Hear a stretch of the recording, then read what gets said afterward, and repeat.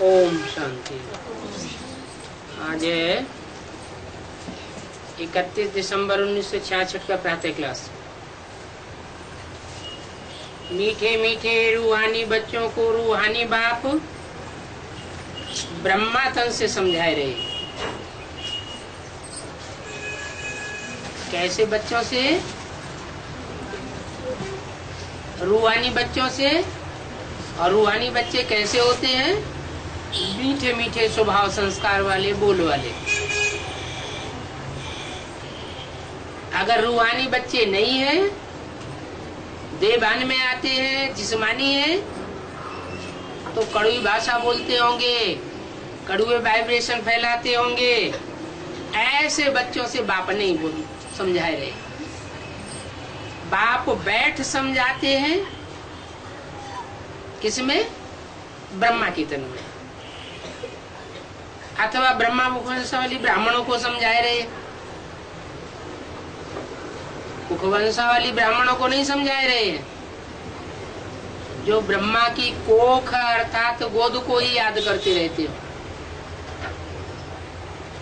जो ब्रह्मा की कोख को याद करते हो, गोद को याद करते हो, वो कौन से ब्राह्मण होंगे?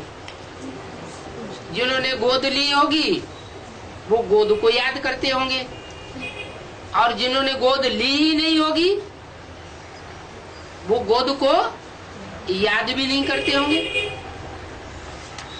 रसगुल्ला कौन याद करेगा? जिसने रसगुल्ला खाया होगा वो रसगुल्ला को याद करेगा। खाया ही नहीं होगा तो याद कहां से करेगा? तो ब्रह्मा मुखवंशावली बच्चों को समझा रहे हैं। मुखवंशावली बच्चे न समझेंगे और न बाप उनको समझाते। मुखवंशावली कौन हुए? है यहाँ कोई कुखवंशावली बैठा है जिसने ब्रह्मा की गोद ली हो, है, और ब्रह्मा की गोद को याद करता हो? कोई बैठा है? कोई कुखवंशावली नहीं बैठा। सब मुखवंशावली बैठे हुए।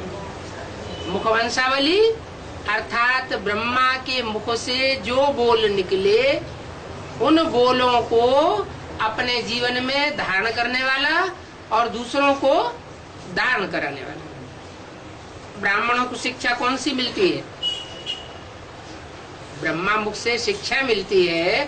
तो कौन सी शिक्षा मिलती है? सृष्टि की आदि मध्य अंत की शिक्षा मिलती है, जिसके लिए तुम त्रिकालदर्शी भी कहला सकते हो, सुदर्शन चक्रधारी भी कहला सकते हो। विष्णु कोई सुदर्शन चक्रधारी नहीं है क्या? जो विष्णु को चक्र दे दिया है चित्रों में, वास्तव में वो विष्णु के हाथ में चक्र नहीं है। तो मुखवंशावली ब्राह्मणों के हाथ में, कौन से हाथ में?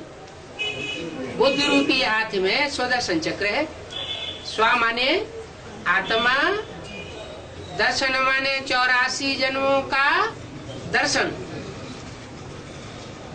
चक्र में सत्युग, त्रेता, द्वापर, कलयुग रूपी जो चक्र है उसमें 84 जन्म हम कैसे लेते हैं ये हम देखते हैं। न तो कोई कृष्ण को स्वदर्शन चक्र है और न विष्णु को स्वदर्शन चक्र है। कृष्ण तो सतयुग में जन्म लेगा, वहां स्वदर्शन की बात ही नहीं। और विष्णु सात्विक देवता, उसको तो नई दुनिया की पालना करनी है, उन्हें सुदर्शन चक्र चलाने से क्या लेना देना? तो तुम ब्राह्मणों की बात है। कृष्ण को तो उन्होंने हिंसा करने के लिए सुदर्शन चक्र दे दिए। किन्होंने? उन देहधारी धर्म गुरुओं ने शास्त्रों में ये दिखाई दिया है कि कृष्ण ने हिंसा की, चक्र घुमाते गए और हिंसा करते गए। वास्तव में हम अपने 84 जन्मों का जितना जितना साक्षात्कार करते जाएंगे उतना उतना हमारे अंदर से आसुरी संस्कार जड़ते जाएंगे। आसुरी संस्कार हमारे अंदर से भी खत्म होंगे और इस दुनिया के अंदर से भी आसुरी संस्कार खत्म होंगे। इसमें कोई हिंसा की बात नहीं है। तुम्हारा एम ऑब्जेक्ट है नर से नारायण और नारी से लक्ष्मी बनने का। तुम्हारे सामने चित्र भी है तो समझ भी सकते हो। अभी हमको फिर से ऐसा दैवी गुण धारण करने वाला देवता बनना है। इन लक्ष्मी नारायण के चित्र में भी लिखना पड़े कि ये दैवी गुण संपन्न थे। ऐसा ही तुम बच्चों को बनना है। सर्वदैवी गुण धारण करने से तुम संपूर्ण बन जाएंगे। सबसे पहले नंबर का ज्ञान है निर्विकारी बनना, सर्वगुण संपन्न बनना है।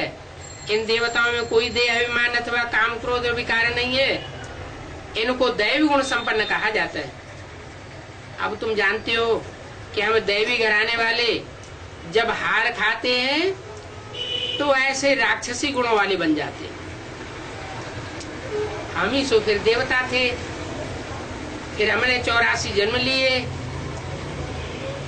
किसने? हमने 84 जन्म लिए। उन्होंने 84 जन्म नहीं लिए। किन्होंने? उन कुखवंशावली ब्राह्मणों ने 84 जन्म नहीं लिए। ये क्या बात? मुखवंशावली ने 84 जन्म लिए। मुखवंशावली वो जो ब्रह्मा के मुख से निकली हुई बात को माने, ब्रह्मा के मुख से निकली हुई मुरलियों की बातों को जो मानते हैं वो है मुखवंशावली ब्राह्मण। वो 84 जन्म लेने वाले। और जो नहीं मानते हैं मुखवंशावली ब्राह्मण है। ब्रह्मा की गोद को या उनके स्वरूप को याद करते हैं, देह को याद करते हैं, उनके चित्र को याद करते हैं। वो कुखवंशावली ब्राह्मण 84 जन्म लेने वाले पक्के देवता नहीं है। अच्छा चलो कम जन्म लेने वाले हैं तो कम जन्म लेने से क्या अंतर पड़ जाएगा? जिनके पूरे 84 जन्म होंगे, ऑलराउंड पार्ट बजाने वाले होंगे, उनमें और कम जन्म लेने वालों में अंतर क्या पड़ेगा? जो ऑलराउंडर पार्ट बजाने वाले होंगे वो दूसरे धर्म में कन्वर्ट नहीं होते, और जिनके कम जन्म होते हैं, कम कलाएं होती हैं, वो दूसरे धर्मों में द्वापर युग से कन्वर्ट हो जाते हैं।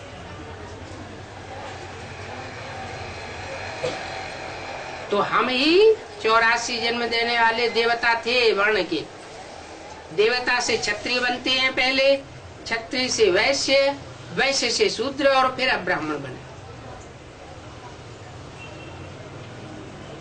अभी हम देवता वंश के बनेंगे। इसलिए दैवी गुण धारण करने हैं, सतो प्रधान बनना है। ये समझना और फिर समझाना बहुत जरूरी है। बुद्धि में ये बात बैठ जानी चाहिए। जो समझते हैं और समझाते हैं वो ही बनेंगे, जो करेंगे सो पावेंगे। इस समय सब मनुष्य है आसुरी गुण वाले। रावण राज्य है। रावण राज्य में तो यथा राजा तथा प्रजा। गवर्नमेंट भी चाहती है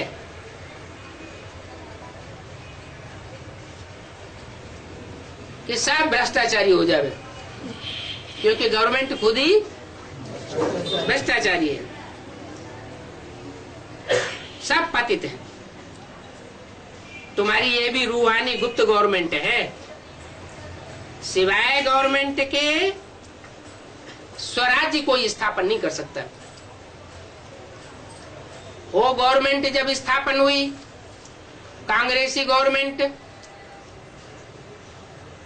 तो बापू गांधी ने बीड़ा उठाया कि हम स्वराज्य स्थापन करेंगे, लेकिन स्वराज्य तो स्थापन हुआ नहीं और ही रावण राज्य स्थापन हो गया। ये रूहानी गवर्नमेंट है और उनकी है जिस्मानी गवर्नमेंट।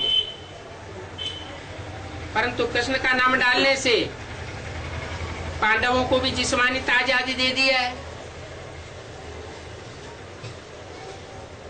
नाम किसका डाल दिया है? गीता में नाम किसका डाला है? कृष्ण का नाम डाला है। शूटिंग किसने की? कृष्ण का नाम डालने की किसने शूटिंग की? ब्रॉड ड्रामा में जो गीता लिखी गई मनुष्यों के द्वारा, उसमें बाद में कृष्ण का नाम डाला गया। वो तो 2500 साल की बात हुई, भक्ति मार्ग की बात हुई। इस समय ब्राह्मणों की संगमी की दुनिया में शूटिंग का काम चल रहा है। डायरेक्टर आकर के शूटिंग कराई रहा है, रिहर्सल कराई रहा है। तो यहाँ जो हमारी गीता है, वो गीता कौन सी है? गीता माता। ब्रह्मा हमारी गीता माता, और गीता माता में जो मुख से ज्ञान निकला वो हमारी सच्ची गीता हुई। उस सच्ची गीता में पहले लिखा होता था, क्या लिखा होता था? शिव बाबा याद है। बाद में जब मम्मा शरीर छोड़ने लगी, हॉस्पिटलाइज हो गई, तो उसमें लिखा गया पिताश्री शिव बाबा याद है। अब पिताश्री तो ब्रह्मा को कहा जाता है, जो पिता श्रेष्ठ बाद में बनने वाला है। अभी तो मनुष्य है दाढ़ी मूछ वाला, जो बाद में श्रेष्ठ बनेगा वो पिताश्री शिव बाबा याद है। माने शिव बाबा कौन हो गया? ब्रह्मा का रूप ही शिव बाबा का रूप हो गया। भले मुख से कहते हैं कि गीता का भगवान कृष्ण नहीं है, लेकिन प्रैक्टिकल में किया क्या? प्रैक्टिकल में साकार में अगर ब्रह्मा कुमार कुमारियों से पूछा जाए कि साकार में गीता का भगवान कौन है, तो वो किसको बताएंगे? दादा लेखराज ब्रह्मा को बताएंगे। अब दादा लेखराज ब्रह्मा तो कृष्ण की सोल, तो बात तो वही हो गई कि कृष्ण का नाम गीता में डाल दिया ना। वास्तव में ये रांग है। यज्ञ के आदि में गीता ज्ञान का बीजारोपण ब्रह्मा बाबा के द्वारा नहीं हुआ था। ब्रह्मा बाबा जैसा नाम है ब्रह्मा, ब्रह्मा माने बड़ी माँ, उस बड़ी माँ ने तो ज्ञान को जीवन में धारण किया। बीजारोपण करने वाला कोई व्यक्ति दूसरा था, जिनके लिए मुरलियों में आया है। ऐसे ऐसे बच्चे थे जो मम्मा बाबा को डायरेक्शन देते थे, ड्रिल कराते थे, टीचर बन करके बैठते थे। आज वो बच्चे यज्ञ में है नहीं, कारण या कारण चले गए। फिर कारण भी बताया क्यों चले गए, क्योंकि उस समय यह इतना ज्ञान विस्तार को पाया हुआ नहीं था। वो आत्माएं तो बुद्धिमान बाप के बुद्धिमान बच्चे थे। जब यज्ञ का आरंभ हुआ तो भक्ति मार्ग का फाउंडेशन डाला जा रहा था। ओम ओम ध्वनि का उच्चारण होता था, जैसा शास्त्रों में भी लिखा हुआ है। सृष्टि की जब रचना की शुरुआत हुई तो ब्रह्मा के मुख से सबसे पहला शब्द निकला ओम। बात कहाँ की है? ब्राह्मणों की संगमी की दुनिया की फाउंडेशन की बात है। पुरानी संस्कृत की गीता के अर्थ बैठ करके सुनाते थे, ये भी भक्ति मार्ग की बात हुई। परंतु वो गीता के अर्थ उस समय संपन्न स्टेज को नहीं थे, इसलिए वो बच्चे छोड़ करके चले गए। लेकिन छोड़ के जाएंगे कहाँ? ब्राह्मण जीवन में जो एक बार जन्म लेता है, जो एक बार पढ़ाई पढ़ लेता है, वो पढ़ाई उसकी अविनाशी हो जाती है। भले शरीर छोड़ देवे तो भी दूसरा जन्म लेकर के वो आत्मा फिर वही ज्ञान उठाती है। वो पूर्व जन्म का ज्ञान उसका ऐड हो जाता है। इसलिए मुरली में बोला राम फेल हो गया तो उसको धनुष बाण दे दिया। क्या? ज्ञान के बाण मिल गए और पुरुषार्थ रूपी धनुष मिल गया। जाओ अपना कमाओ और अपना खाओ। किसी के अधीन रहने की दरकार नहीं है। तो क्या अकेली राम वाली आत्मा ही गई या और भी सूर्यवंशी बच्चे थे जो उसके पीछे पीछे गए? यज्ञ के आदि में परमात्मा शिव ने जब प्रवेश किया तो पहले पहले सूर्य को ज्ञान दिया,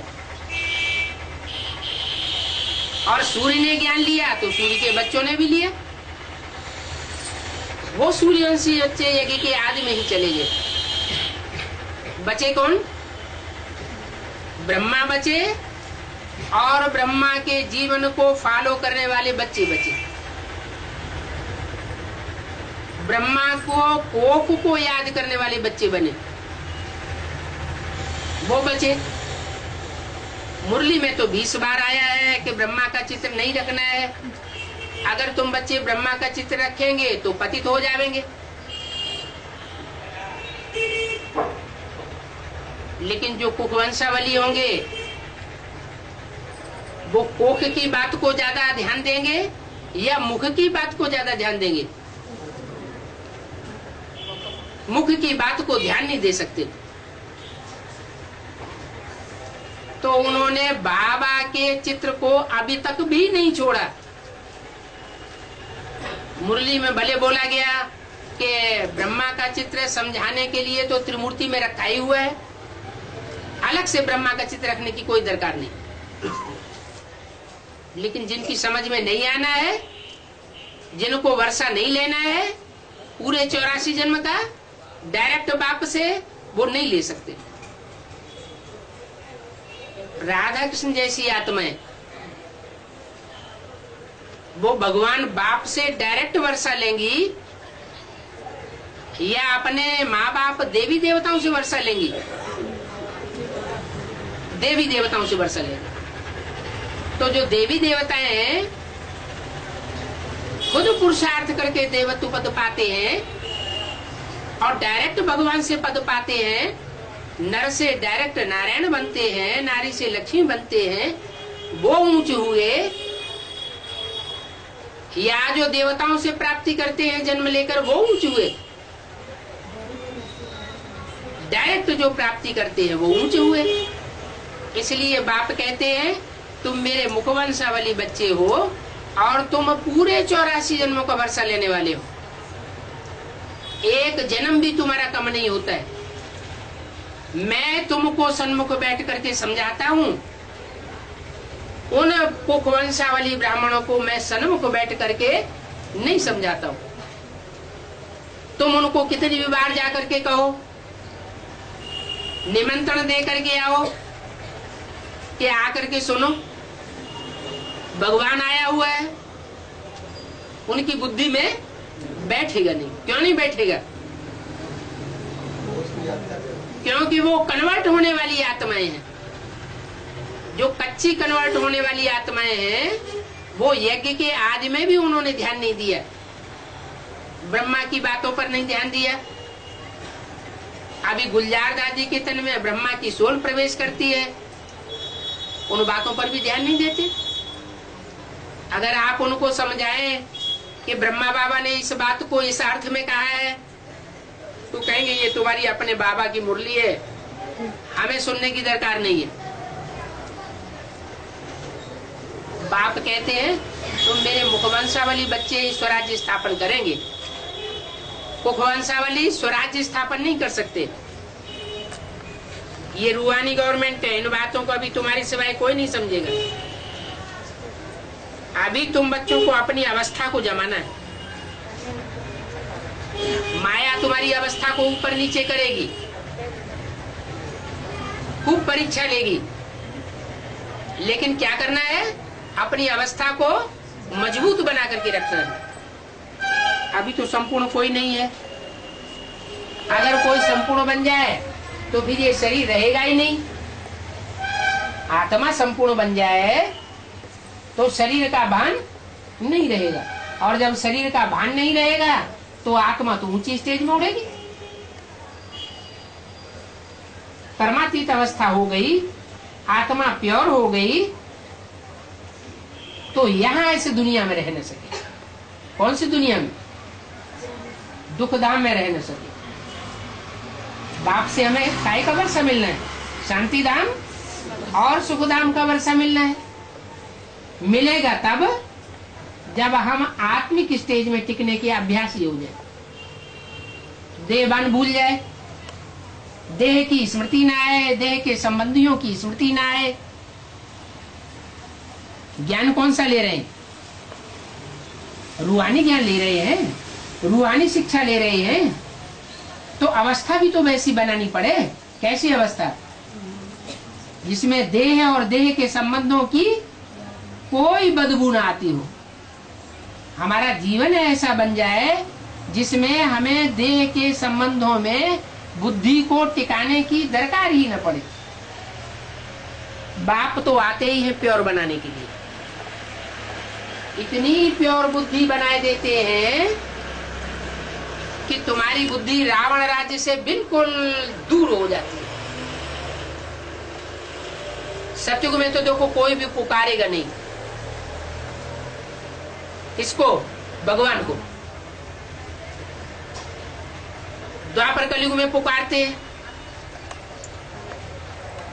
संगम युग में भगवान जब आते हैं तो अपने आप आते हैं या पुकारने के बाद आते हैं?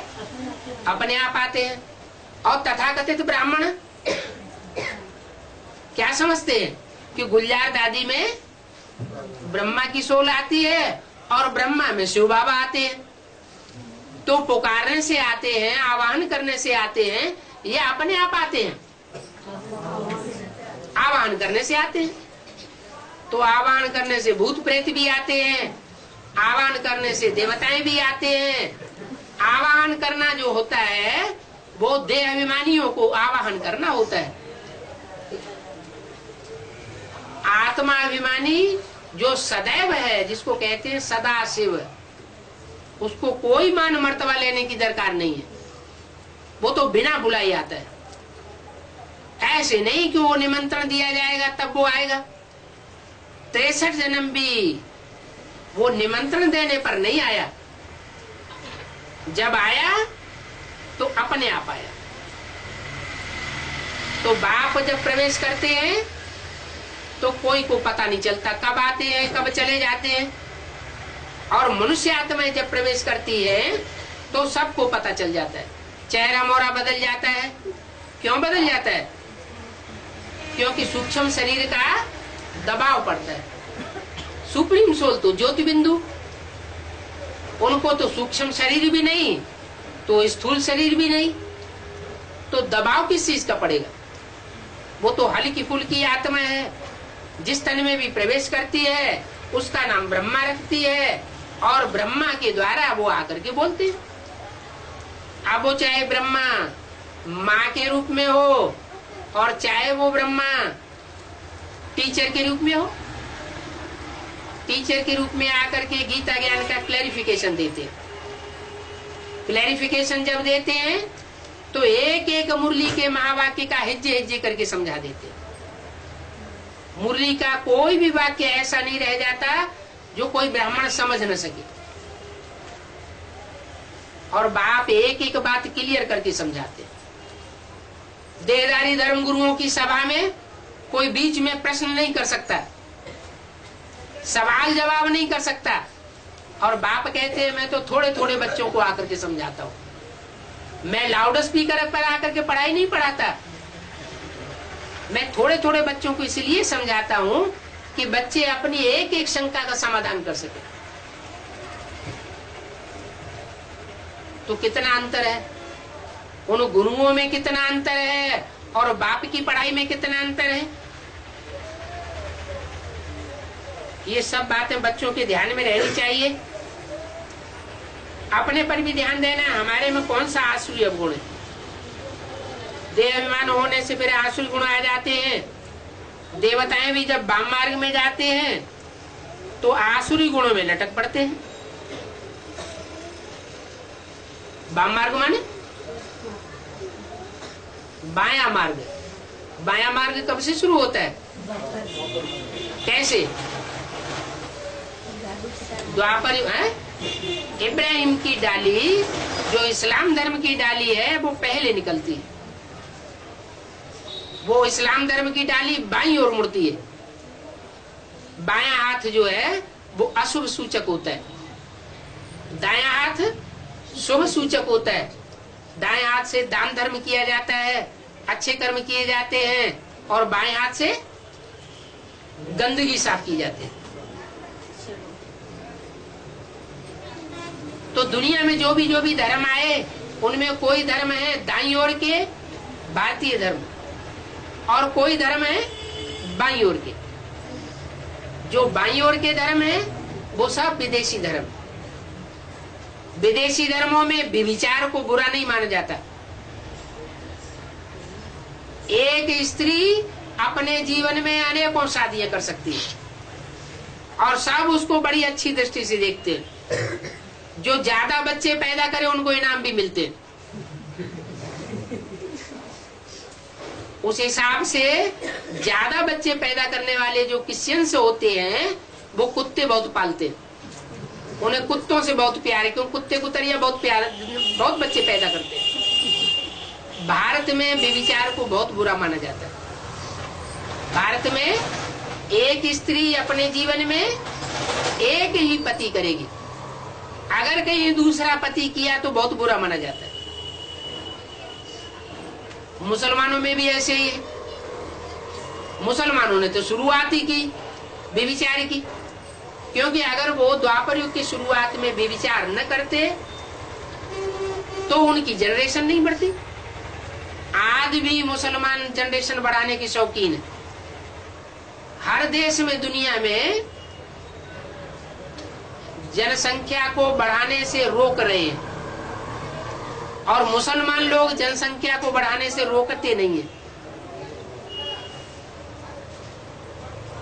वो ज्यादा से ज्यादा बच्चे पैदा करें, ज्यादा से ज्यादा उनकी जनरेशन बढ़े, और ज्यादा से ज्यादा दुनिया में फैलते जाएं, और सारी दुनिया के ऊपर कब्जा कर लें।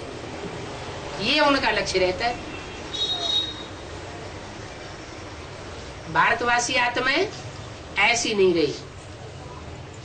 बच्चे पैदा करने हैं तो शेर जैसा एक बच्चा अच्छा, या गीदड़ों जैसे सैकड़ों बच्चे पैदा करना अच्छा? एक बच्चा शेरों जैसा होना चाहिए। तो ऐसे ही सतयुग में जो 8 नारायण होते हैं, वो 8 नारायणों की डिनाइस्टी नंबरवार डिनाइस्टी है। पहला नारायण शेर जैसा, दूसरा नारायण टाइगर जैसा, और तीसरा नारायण हाथी जैसा, चौथा नारायण घोड़े जैसा। गति गिरती जाती है, आखिरी नारायण गधेड़े जैसा।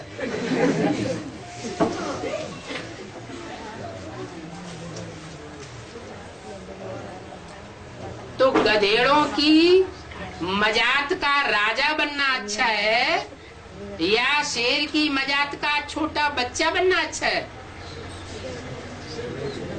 शेर की मजात में कोई छोटा बच्चा बन रहा हो, और गधेड़ों की मजात में कोई राजा बन रहा हो गधेड़ों का, तो क्या बनना अच्छा है? शेरों की मजात का छोटा सा बच्चा भी बन जाए वो ज्यादा अच्छा है। माना पहली जो डायनेस्टी है, जो डायरेक्ट बाप शिव से प्राप्ति करती है, वो शेरों की डायनेस्टी हुई। इसलिए अपनी भारतीय परंपरा में शेर को अथवा टाइगर को नेशनल एनिमल माना जाता है।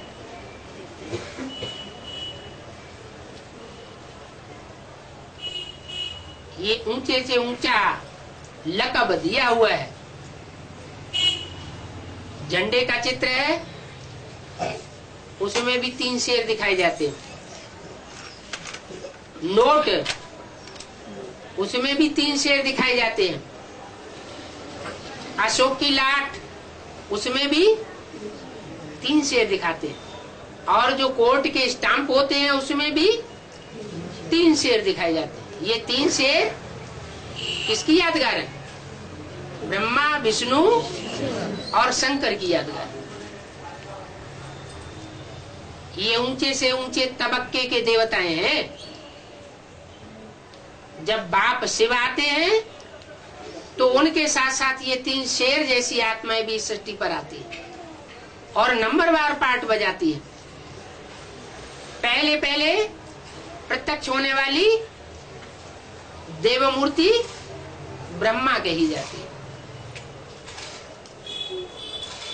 जो 3 पुरियां दिखाई गई हैं, ब्रह्मापुरी, विष्णुपुरी, शंकरपुरी, उसमें ब्रह्मा है नीचे तबक्के का,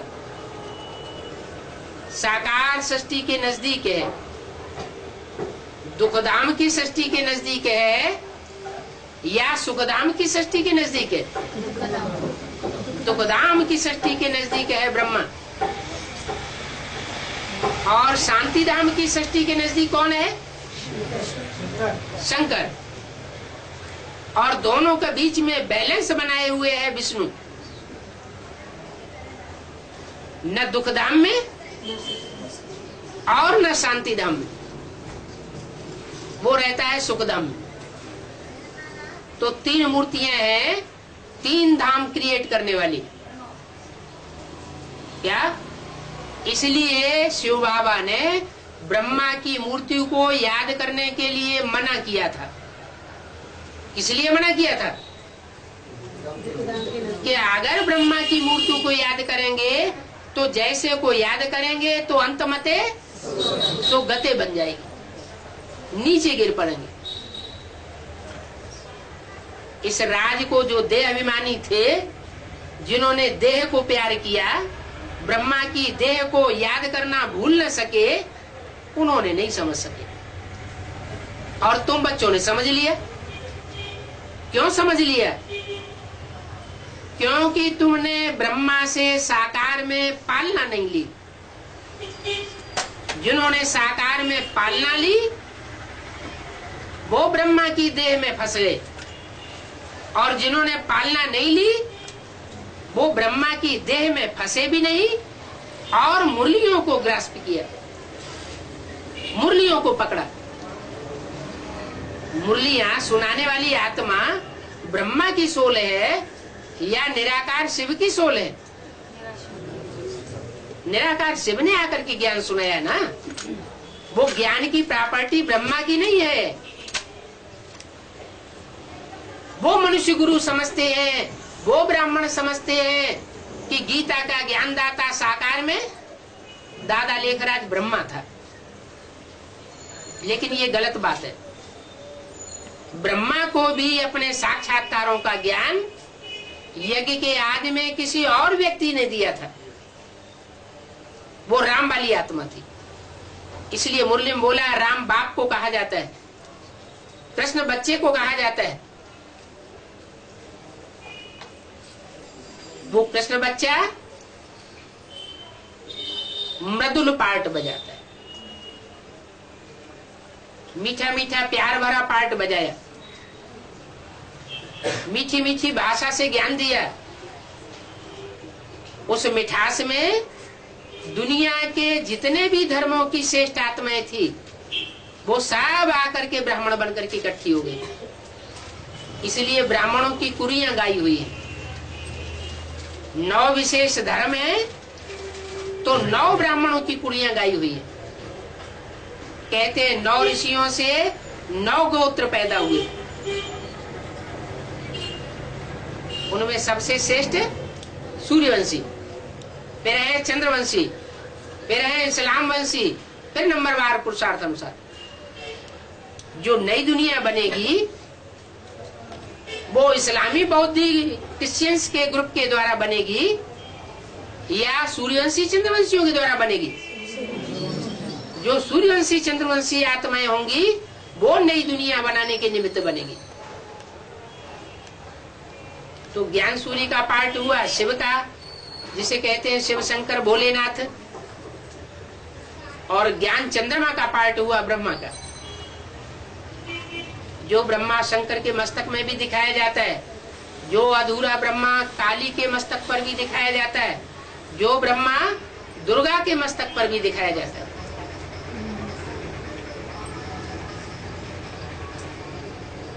अधूरा ब्रह्मा है। उस अधूरे ब्रह्मा के स्वरूप को मुसलमान आत्माएं बहुत मानती है। उनके झंडे के चित्र में भी दूज का चांद दिखाया जाता है। अधूरे चांद को मानती है, संपूर्ण चांद को नहीं मानती। क्यों? क्योंकि जब ब्रह्मा की सोल संपूर्ण बनेगी तो वो क्या बन जाएगी? सूर्यवंशी बन जाएगी। ब्रह्मा की सोल भी बाप समान सूर्यवंशी बन जाएगी। अधूरा चंद्रमा है तो विदेशियों को और विधर्मियों को बहुत प्रिय है, क्योंकि उसमें लूजनेस होती है। और संपूर्ण चंद्रमा है तो वो लूजनेस खत्म हो जाती है। जो आतताई बच्चे होते हैं वो माँ की कमजोरी का लाभ उठाते हैं और बाप से दूर भागते हैं। जो बाप के पावरफुल औरस बच्चे होते हैं वो बाप के नजदीक आते हैं, क्योंकि सच्चे बच्चे हैं। जो सच्चा होता है वो अपने जीवन में नाचता रहता है, उसे किसी से नजर झुकाने की या नजर बचाने की दरकार नहीं रहती। तो ऐसे श्रेष्ठ बच्चे, सूर्यवंशी बच्चे, वो तुम बच्चे हो जो पूरी पढ़ाई पढ़ते हो और पढ़ करके नई दुनिया की स्थापना के निमित्त बनते हो। लक्ष्मी नारायण के चित्र में इतनी नॉलेज नहीं है जितनी त्रिमूर्ति के चित्र में। क्यों? त्रिमूर्ति के चित्र में तीनों धाम की नॉलेज आ जाती है। सुखधाम की भी नॉलेज है, दुखधाम की भी नॉलेज है और शांति धाम की भी नॉलेज। दुखधाम का चित्रण दिया गया है ब्रह्मा के रूप में, सुखधाम का चित्रण दिया गया है विष्णु के रूप में, और शांति धाम का चित्रण दिया गया है शांति देवा शिव शंकर भोलेनाथ के रूप में। तो त्रिमूर्ति गोला मुख्य है, इनमें बड़ी अच्छी अच्छी नॉलेज है। लक्ष्मी नारायण के चित्र में इतनी नॉलेज नहीं है जितनी त्रिमूर्ति गोले में। हाँ, इसमें भी ऊपर में त्रिमूर्ति दिया गया है। शिव बाबा ब्रह्मा द्वारा नर से नारायण बनाने की नॉलेज देते, सारे चक्र की नॉलेज इनके पास है। अब गवर्नमेंट समझती है कि प्रजा कम हो, बर्थ कंट्रोल करते रहते हैं, परंतु ये प्रजा तो कम नहीं होनी है। सन 47 से जब से ये गवर्नमेंट बनी है, ये प्रयास करती है कि जनसंख्या न बढ़े। बर्थ कंट्रोल करते ही रहते हैं, हॉस्पिटलों में करते रहते हैं, शिविर लगा के करते रहते हैं, लेकिन जनसंख्या बढ़ती जा रही है या घटती जा रही है? पहले इतनी जनसंख्या नहीं बढ़ती थी। जब अंग्रेज गवर्नमेंट का राज्य था और जब भारतीय गवर्नमेंट का राज्य आया तो जनसंख्या पहले थी 40 करोड़ सन 47 में, और अब हो गई 80, दुगनी, 2.5 गुनी से भी ऊपर, 100 करोड़ से ऊपर भारत की आबादी हो गई। तो नर चाहत कछु और है और होवत है कछु और। जो चाहते हैं वो नहीं होता है। ड्रामा बना बनाया है, मनुष्य के करने से स्वर्ग नहीं बन सकता।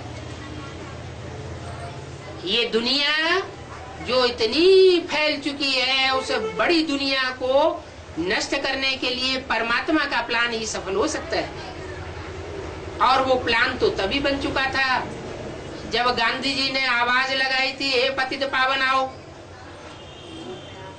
आवाज लगाने वालों को पता नहीं चला कि वो पतित पावन भारत में आ चुका।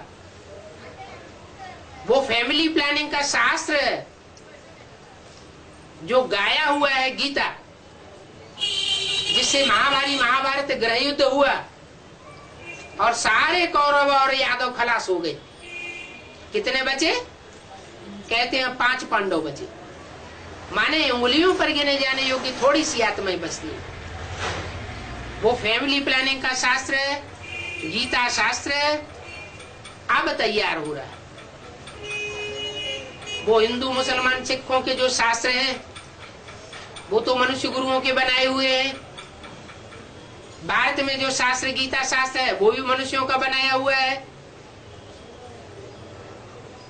लेकिन उन शास्त्रों को कोई बैठ करके लिखता नहीं है, धर्म पिता नहीं लिखता है। धर्म पिता तो डायरेक्ट आकर के ज्ञान सुनाता है। जैसे इब्राहिम ने सुनाया, क्राइस्ट ने सुनाया, उन्होंने कोई बाइबल लिखी थोड़ी। गुरु ग्रंथ साहब कोई गुरु नानक ने थोड़ा ही लिखा, उन्होंने तो बैठ करके सुनाया। ऐसे ही भगवान भी जब इस सृष्टि पर आते हैं तो वो तो डायरेक्ट मुख से सुनाते हैं, वो बैठ करके लिखते नहीं हैं, न लिखी लिखाई गीता का एक्सप्लेन करते हैं। तो उन्होंने आकर के जो बोला, जो सच्चाई बोली, उस सच्चाई से सत्युग स्थापन होता है। अभी बाप कहते हैं मैं देता हूं तुम बच्चों को फैमिली प्लानिंग का शास्त्र गीता। शास्त्र माने शासन करने वाली,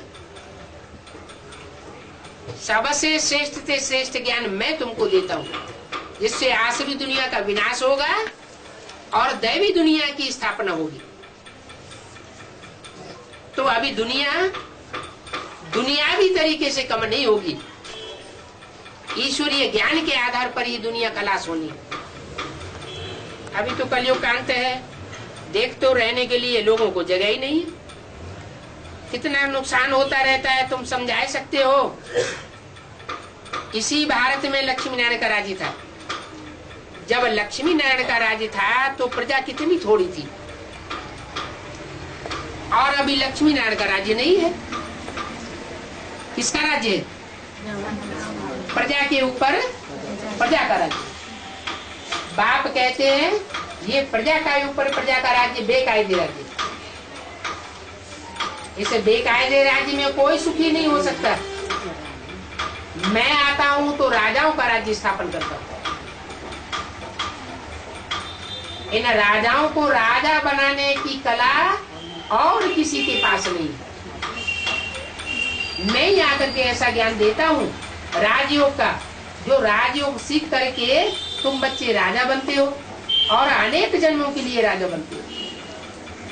वो डॉक्टर बनते हैं एक जन्म के लिए, इतनी पढ़ाई पढ़ते हैं, वकालत पढ़ते हैं, इंजीनियर बनते हैं, कितनी मेहनत करते हैं, और पढ़ाई पढ़ने के बाद भी कोई पक्का नहीं है कि कोई इंजीनियर बन ही जाए, डॉक्टर बन ही जाए, वकील या जज बन ही जाए। लेकिन इस पढ़ाई में पक्की बात है कि अगर तुम जैसे मैं पढ़ाई पढ़ाता हूँ वैसे ही अगर रेगुलर और पंक्चुअल बन करके ये पढ़ाई पढ़ते रहोगे तो मैं गारंटी करता हूँ कि तुम राजपद जरूर पाओगे। ये राजाई की पढ़ाई और कोई नहीं पढ़ा सकता सिवाय परमपिता परमात्मा की, और अनेक जन्मों के लिए देता है। इतने दुनिया में हिस्ट्री में छोटे बड़े राजाएं हुए, इन राजाओं को राजाई करना किसने सिखाया? कोई कॉलेज खुला था? मनुष्य गुरुओं ने कोई कॉलेज खोला राजा बनाने के लिए? नहीं। ये तो संगम युग में बाप आते हैं तो आकर के राजाई की पढ़ाई पढ़ाते हैं। ये राजयोग है। इस राजयोग में ये राज भरा हुआ है कि तुम अपनी इंद्रियों के ऊपर कैसे राजाई कर सकते हो। अपनी इंद्रियों को जितना कंट्रोल करेंगे उतना जन्म जन्मांतर के लिए तुम बड़े राजा बनेंगे। या प्रैक्टिकल जीवन में अपने को देख सकते हो। सुबह से लेकर के शाम तक अपने को चेक करना है कि हमारी इंद्रियां कितना हमारे अपने कंट्रोल में रही। अगर कंट्रोल में है तो बाप भी खुश होंगे। अभी तुम बच्चों को पुरुषार्थ करना है क्या? स्व की इंद्रियों को कंट्रोल करने का पुरुषार्थ करना है और दूसरों को कराना है, और उनको समझाना है। लक्ष्मी नारायण के चित्र के नीचे राधा कृष्ण को दिखाया गया। क्यों दिखाया गया नीचे? राधा कृष्ण के चित्र को लक्ष्मी नारायण के ऊपर क्यों नहीं दिखाया गया है? हैं? राधा कृष्ण को लक्ष्मी नारायण के चित्र के नीचे इसलिए दिखाया गया है कि रचयिता हमेशा ऊपर होता है और रचना नीचे होती है। रचना कम पावर वाली होती है और रचयिता ज्यादा पावर वाला होता है। इसलिए लक्ष्मी नारायण को ऊपर दिखाया है और राधा कृष्ण को नीचे बच्चे के रूप में दिखाया गया। इतनी सी बात भी वो तथाकथित मुखवंशावली ब्राह्मण नहीं समझ सकते। उनकी बुद्धि में ये बात आती नहीं है। क्या वो उल्टा समझते हैं और समझाते हैं। वो समझाते हैं कि राधा कृष्ण जब बड़े हुए तो ये लक्ष्मी नारायण बन गए। अरे हमें बाबा ने लक्ष्य क्या दिया है? नर से नारायण बनने का लक्ष्य दिया है या नर से प्रिंस बनने का लक्ष्य दिया है? नर से नारायण बनने का लक्ष्य दिया है। राधा कृष्ण के रूप में मम्मा बाबा की आत्माएं जाकर के प्रिंस बनेंगी। पहले प्रिंस के रूप में जन्म लेंगी और बड़े होकर के फिर अपने माँ बाप का टाइटल अपने माँ बाप से लेंगी, शिव बाबा से नहीं लेंगी। और हम इसी नर जीवन में पुरुषार्थ करके अपनी इंद्रियों को कंट्रोल करके इसी जीवन में इसी विश्व में राजाई करने के हकदार बने। सारा विश्व हमारे कंट्रोल में होगा। ऐसे तो सारी दुनिया में एक भी मनुष्य ऐसा हिस्ट्री में नहीं हुआ जिसने सारी दुनिया के ऊपर राज्य किया हो। भले हिटलर, मुसोलिनी, नेपोलियन, इनका नाम गाया हुआ है, ये बड़े महत्वाकांक्षी थे और उन्होंने आक्रमण करके कोशिश की कि सारी दुनिया को कंट्रोल कर लें, लेकिन बाहुबल के आधार पर कोई भी विश्व का मालिक नहीं बन सकता। ये तो परमात्मा बाप ही आकर के ऐसी पढ़ाई पढ़ाते हैं जिससे हम अहिंसा के आधार पर सारी दुनिया के ऊपर विश्व की बादशाही प्राप्त कर सकते हैं। हमें कोई भी हिंसा का आधार लेने की जरूरत नहीं है। मनसा हिंसा भी नहीं करनी है, वाचा से भी हिंसा नहीं करनी है और कर्मेंद्रियों से भी कोई प्रकार की हिंसा नहीं करनी है। तो अभी तुमको दैवी गुण धारण करने हैं, टाइम तो लगता है। एक तो ऐसी दुनिया का दिल से पूरा संन्यास करना है जो दुखदायी दुनिया है, रावण संप्रदाय की दुनिया है। रावण कहा जाता है रुलाने वाले को और राम कहा जाता है रमण कराने वाले को, खिलाने वाले को, सुख देने वाले को। तो हमें तो राम राज्य लाना है। राम राज्य लाने के लिए राम की पहचान जरूरी है, रावण की भी पहचान जरूरी है। कहीं ऐसा न हो कि हम रावण के पंजे में फंस जाएं। तो राम क्या है और रावण क्या है? रावण है अनेक प्रकार की मतें देने वाला और राम है एक तरह की मत देने वाला। कोई कोई दुकान ऐसी होती है तो उस पे लिखा होता है एक दाम, और कोई कोई दुकानदार ऐसे होते हैं कि 10 बार चीज का दाम बदलेंगे। एक मुख से अभी एक दाम बोलेंगे, एक घड़ी दूसरी घड़ी दूसरा दाम बोल देंगे, तीसरी घड़ी में तीसरा दाम बोल देंगे। उनका दाम बदलता रहता है क्योंकि झूठे हैं। जो सच्चा होता है उसे बार बार बात बदलने की दरकार नहीं होती। कहते हैं ये तो दो मुहा है। दो मुहा माने दो मुंह से बात करने वाला है। इसलिए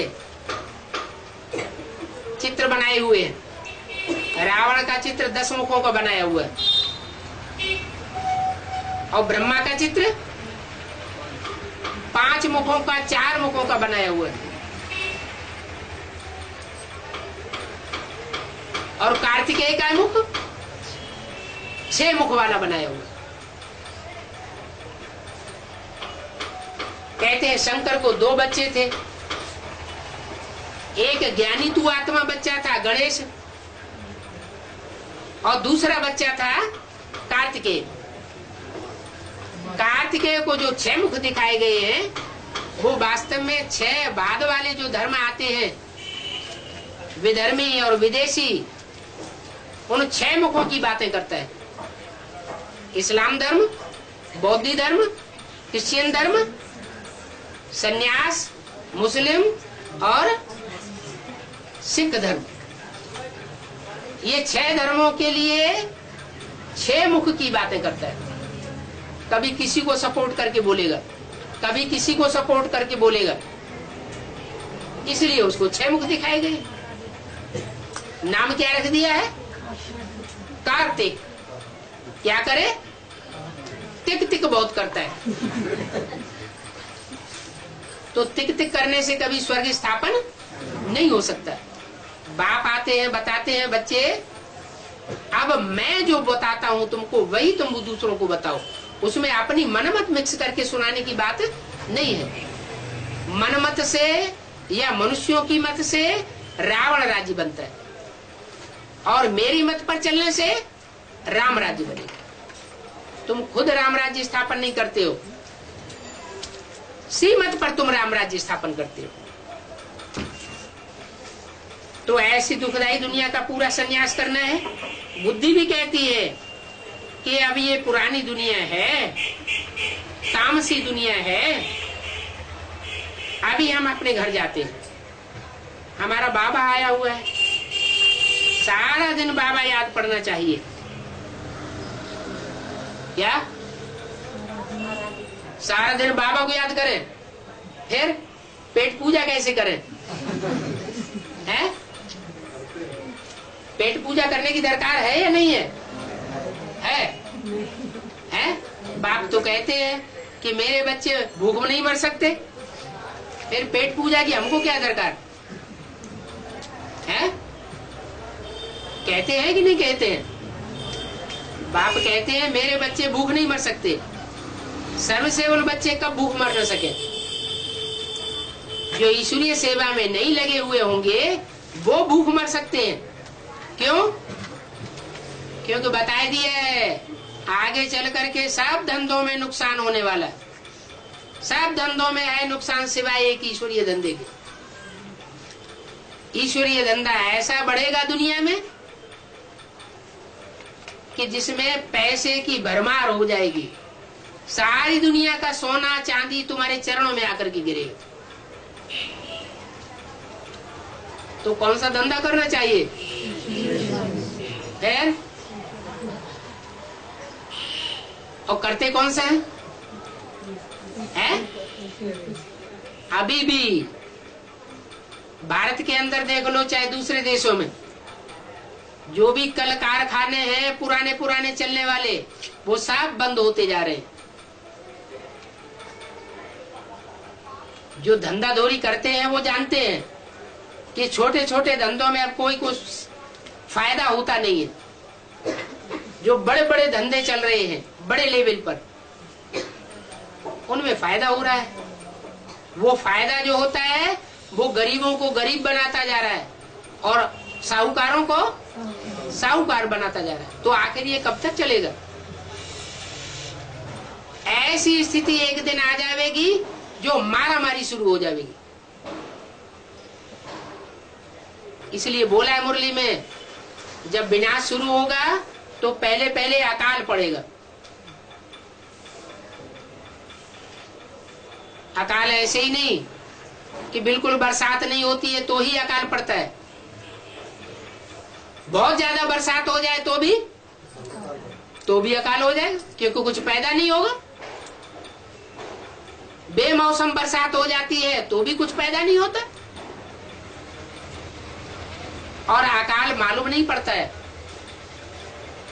क्योंकि गवर्नमेंट समझती है अगर हम अकाल अभी घोषित कर देंगे तो गवर्नमेंट पापाचारी साबित हो जाती है। अपने भारतीय शास्त्रों में तो ये लिखा हुआ है कि जो दुराचारी राजा होता है उसके राज्य में अकाल पड़ता है। इसलिए भारत की गवर्नमेंट अकाल घोषित नहीं करती है। अगर सच्चे अर्थों में पूछा जाए तो अकाल अभी भी पड़ा हुआ है। आखिर कब तक छुपाएंगे? आगे चल करके अकाल घोषित करना पड़ेगा। पानी की बूंद भी नहीं मिलेगी लोगों को। नोटों की गड्डियां पड़ी रहेंगी, इतनी महंगाई बढ़ जाएगी और खाने के लिए अन्न नहीं मिलेगा। लेकिन बाप के बच्चे भूख नहीं मर सकते। अभी भी खिचड़ी खाते हैं और तब भी आराम से खिचड़ी खाएंगे।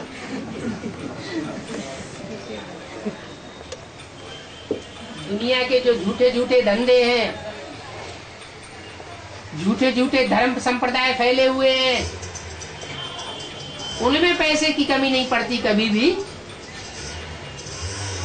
तो शिव बाबा आकर के तो सच्चाई का धंधा करता है, सत्य ज्ञान सुनाता है, सत्यों की स्थापना करता है। उसमें पैसे की कमी पड़ने की कोई बात नहीं हो सकती। तो बाबा आया हुआ है, तुम बच्चों को सारा दिन बाबा बाबा याद आने चाहिए। अभी यहाँ दैवी गुण धारण करने हैं, इस समय तुम ये धारण करेंगे तो फिर वो संस्कार साथ जाएंगे। जैसे बाबा मिलिट्री के लिए समझाते हैं कि वो मिलिट्री वाले संस्कार ले जाते हैं, यहाँ लड़ाई में मरते हैं तो वहां भी जाकर के जन्म लेते हैं और फिर मिलिट्री में भर्ती हो जाते हैं। उनके संस्कार ही ऐसे पड़ जाते हैं कि उन्हें लड़ाई लड़नी ही लड़नी है। तुम्हारी भी रूहानी मिलिट्री है, तुम कोई हिंसक युद्ध नहीं लड़ते हो, तुम्हारा रूहानी युद्ध है। रूहानी युद्ध रूह की पावर से लड़ा जाता है, देह की कर्मेंद्रियों से नहीं लड़ा जाता। देह और रूह ये दोनों अलग अलग चीजें। रूह सूक्ष्म है और देह स्थूल है। देह 5 तत्वों की चीज है और रूह मन बुद्धि और संस्कार का समुच्चय है। और रूह को पहचान देने वाला रूहानी बाप है। वो रूहानी बाप आकर के हमको बता रहा है कि बच्चे सुबह उठो तो सबसे पहले क्या याद आना चाहिए? अपनी आत्मा याद आए। ये आत्मा का फाउंडेशन सवेरे सवेरे अमृत वेले अगर पक्का डाल लेंगे तो सारा दिन आत्मा की और परमात्मा की याद सहज होती जाएगी। स्वस्थिति बनावेंगे तो परिस्थिति से दूर रहेंगे, परचिंतन होता है उससे दूर रहेंगे, परेशानी से दूर रहेंगे। कहते भी है हम बहुत परेशान हैं, इसका मतलब आत्मा की स्थिति की शान में नहीं है। अगर आत्मिक स्थिति की शान में रहे तो सारी परेशानियां हल्की हल्की दिखाई पड़ती है। जैसे कोई हवाई जहाज में ऊपर चला जाता है तो नीचे की चीजें छोटी छोटी दिखाई पड़ती है। ऐसे ही अगर रूहानी स्टेज बना ली जाए, आत्मिक स्टेज बना ली जाए तो इस दुनिया की बड़े से बड़ी परेशानी बहुत छोटी छोटी हल्की हल्की दिखाई पड़ेगी। तो अभी बाप आए हैं हल्का बनाने के लिए। वो खुद भी हल्का फुल्का है और हमको भी आकर के हल्का फुल्का बनाता है। वो सन्यासी होते हैं, सन्यास करते हैं घरगार का, जंगल में चले जाते हैं। जंगल में चले जाते हैं फिर भी खाते क्या है? कहां से आता है उनके पास खाना है? भगवान उनको खाना दे देते हैं या कोई लाते हैं उनके पास खाना बना करके है? गृहस्थी लोग शहरों से गांव से खाना बनाकर उनके पास ले जाते हैं। तो गृहस्थियों का खाना खाएंगे, अन्न खाएंगे तो मन कैसा बनेगा? है घरगृहस्थ की जो कीचड़ पट्टी की दुनिया से आया बना हुआ अन्न है वो उनकी बुद्धि को खराब करेगा कि नहीं करेगा? तो उनको जन्म कहाँ मिलता है? गृहस्थियों के पास जन्म लेना पड़ता है। माना सिर्फ घर बार छोड़ देने से काम नहीं चलेगा। संग दोष और अन्न दोष ये दोनों त्यागने पड़े। संग दोष कैसे त्यागे? हम बुद्धि से एक बाप का संग करें। इस दुनिया में सब झूठे हैं। झूठों को याद करेंगे तो झूठे बनेंगे, एक सत्य बाप को याद करेंगे तो सच्चे बनेंगे। संग दोष टूटता जाएगा। और अन्न दोष, अन्न दोष के लिए जितना हो सके जो ज्ञान में चलने वाली आत्माएं हैं उनका भी कोई ठिकाना नहीं, क्योंकि हम किसी के साथ साथ पीछे पीछे नहीं फिरते हैं कि कौन कैसा पुरुषार्थी है। हाँ, अपने घर परिवार में तो हम 24 घंटे देखते हैं, साथ में रहते हैं, तो अगर उनकी धारणा अच्छी है तो उनके हाथ का बना हुआ भोजन ले सकते हैं। धारणा अच्छी नहीं है तो भोजन बनाने में आजकल देर नहीं लगती, कुकर निकला है 10 मिनट में भोजन तैयार कर देता है। उसमें दाल डालो, चावल डालो, आलू डालो, 10 मिनट में तैयार हो जाता है। तो भोजन की कोई ऐसी समस्या नहीं है। कोई कहते हैं कि हमें भोजन बनाना नहीं आता। अरे मनुष्य क्या नहीं कर सकता है? मनुष्य दुनिया के सारे काम करता है, तो भोजन बनाना नहीं सीख सकता है? बहानेबाजियां कर लेते हैं। कोई कहते हैं हमें 10-15 दिन के लिए बाहर जाना पड़ता है, 5-5 दिन हमें बाहर रहना पड़ता है। बाप कहते हैं कि तुम डबल रेटी और दूध से भी काम चला सकते हो, फलों पर भी काम चला सकते हो। कोई आत्मा हर जाए तो कच्ची सब्जी पर भी काम चला सकती है। जितना कायदा उतना फायदा। अभी तो बहुत थोड़ा समय रह गया है। अभी अगर ध्यान नहीं दिया तो हमेशा के लिए फिर संस्कार पक्के हो जाएंगे, जन्म जन्मांतर के संस्कार पक्के हो जाएंगे, अन्न दोष और संग दोष के। फिर नीचे गिरते रहेंगे। द्वापर युग से नीचे गिरना शुरू होता है, संघ के रंग में आना शुरू होता है। दूसरे धर्मों के धर्म पिताओं के संग में आते हैं, उनके फॉलोअर्स के संग में आते हैं। हिंदू ही कन्वर्ट होकर के दूसरे धर्मों में जाते हैं।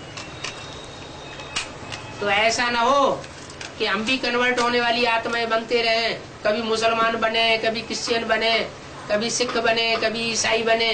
नहीं, अपने धर्म में रहना अच्छा और दूसरे धर्म में रहना अच्छा नहीं है। स्वधर्मे निधर्म से पर धर्मो भयावह। अपने धर्म जो है सुखदायी होता है। अपना धर्म वो है जो परमात्मा बाप आकर के स्थापन करते हैं, और पराये धर्म वो है जो मनुष्य गुरु आकर के स्थापन करते हैं। ओम शांति।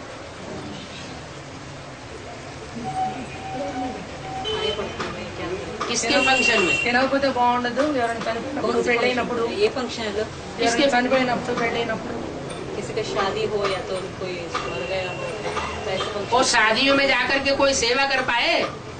భోజనం शादियों में जाते हैं, शादी में जाने का लक्ष्य क्या होता है हमारा? कि हम शादी में जाकर के कोई की सेवा करके आए। तो सेवा करके किसी को निकाल के लाए आज तक? భోజనం చేయకపోతే అలా है नहीं लाए ना। तो शादी से हमारा क्या लेना देना? పెళ్లి నుంచి మనకి ఏమి ఇవ్వదు, తీసుకోవద్దు, ఎందుకు जब हमारा शादी से लेना ही देना नहीं तो हम वहां जाकर के अन्न दोष में क्यों आए? शादी में जाएंगे, अन्न दोष और संग दोष तो लगेगा।